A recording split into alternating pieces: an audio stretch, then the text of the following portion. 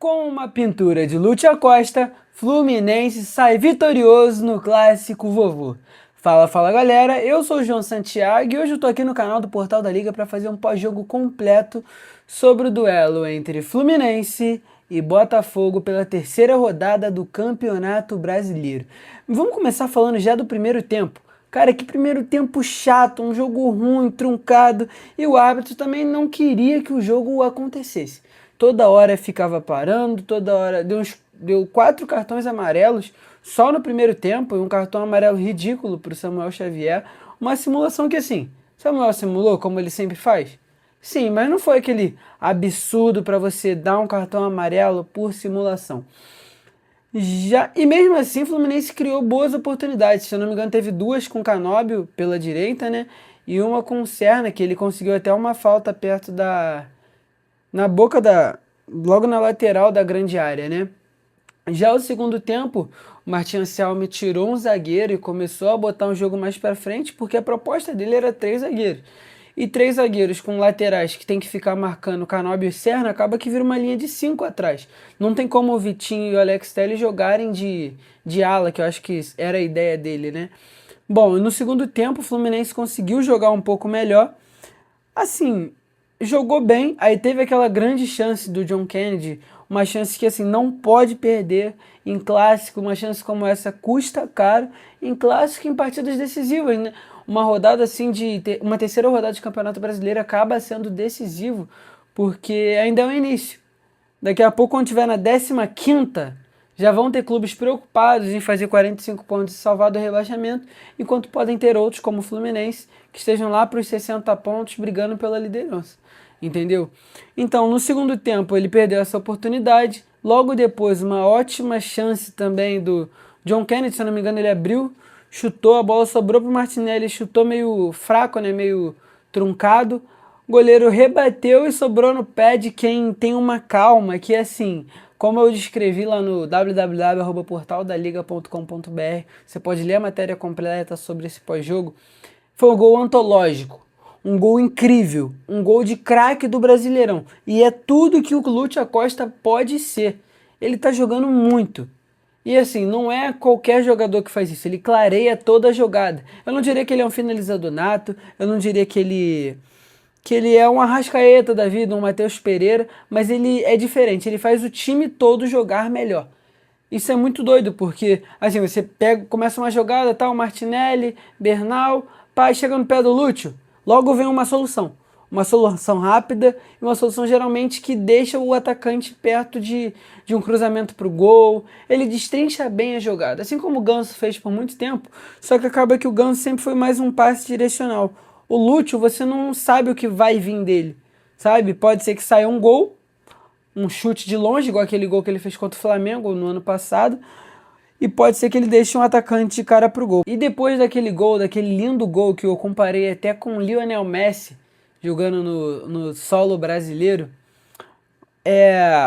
o Canóbio teve uma expulsão que, assim, foi uma expulsão justa, mas uma expulsão muito infantil. Um jogador desse nível não pode sofrer fazer uma falta dessa, uma falta assim que prejudica o time.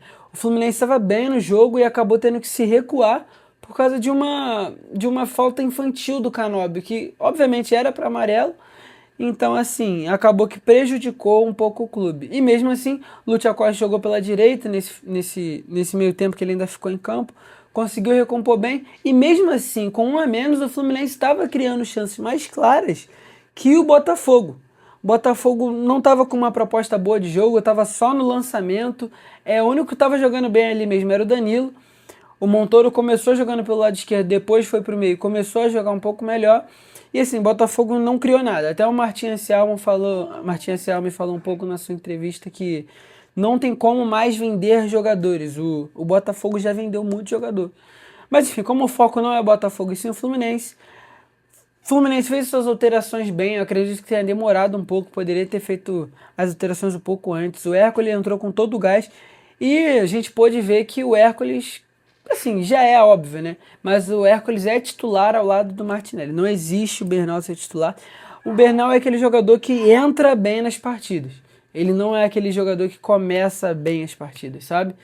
Tem uma certa diferença ali. Bom, o Fluminense teve grandes chances depois que ficou com um a menos, acabou não convertendo nenhuma delas, mas fez o que mais precisava, que era segurar o placar, e isso o Fluminense fez bem. Agora vamos destacar o grande trabalho que tem feito o Zubeldia, porque era um time de certa forma desorganizado, com uma estratégia não muito bem definida. E quando o Zubeldia chega e agora, depois daquele fim de temporada meio conturbado, eliminação e tal, não sei o que, o Zubeldia tá fazendo magia no time do Fluminense. Tudo bem, o time do Fluminense não é, o elenco do Fluminense não é aquele mais. É, não é aquele fraco, não é um elenco fraco, é um elenco bom. Mas mesmo assim, ele tá potencializando demais todos os jogadores, basicamente todos, com um empenho físico muito melhor.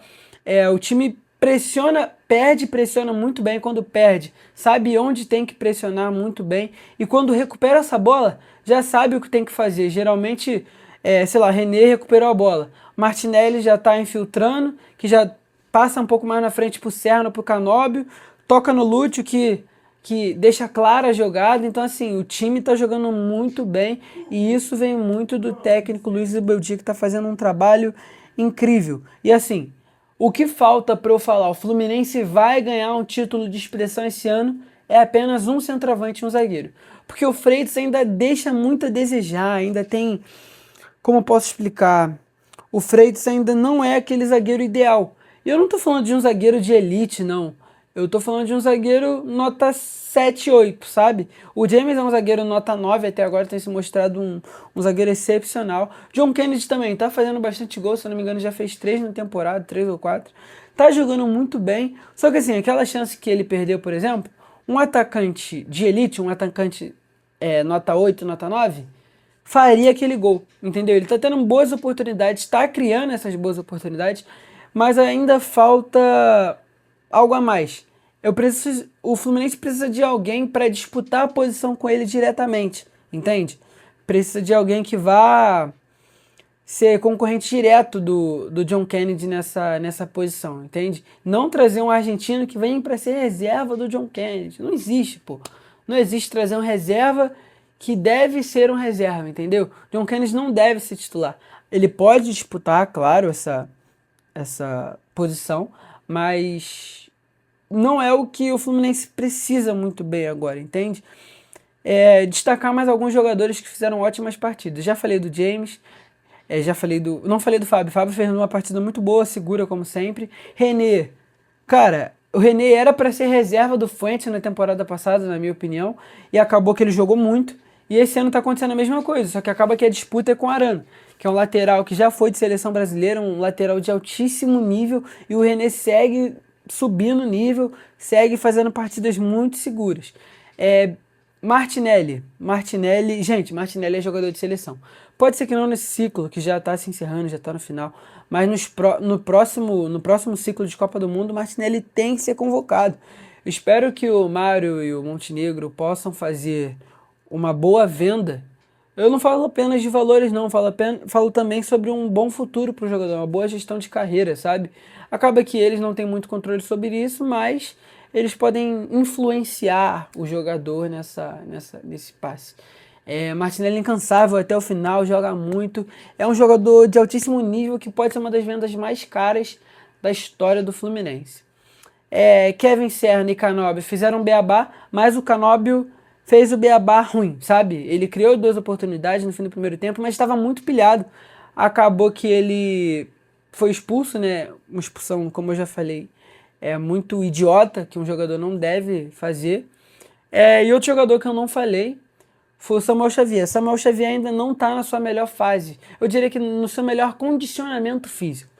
Samuel Xavier ainda pode render mais ao Fluminense. Ele foi um jogador já melhor. Só que até agora eu ainda não achei que ele está muito bem. Parece que no início do jogo ele já tá naquele feeling de final de jogo, sabe? Não tá correndo tanto. E em contrapartida, o Guga tá jogando muito bem. O Guga tá fazendo ótimas partidas, tá disparando bastante.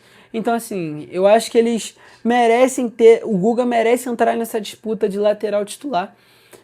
Bom, e acaba que eu falei dos principais jogadores, né? Falei sobre o técnico.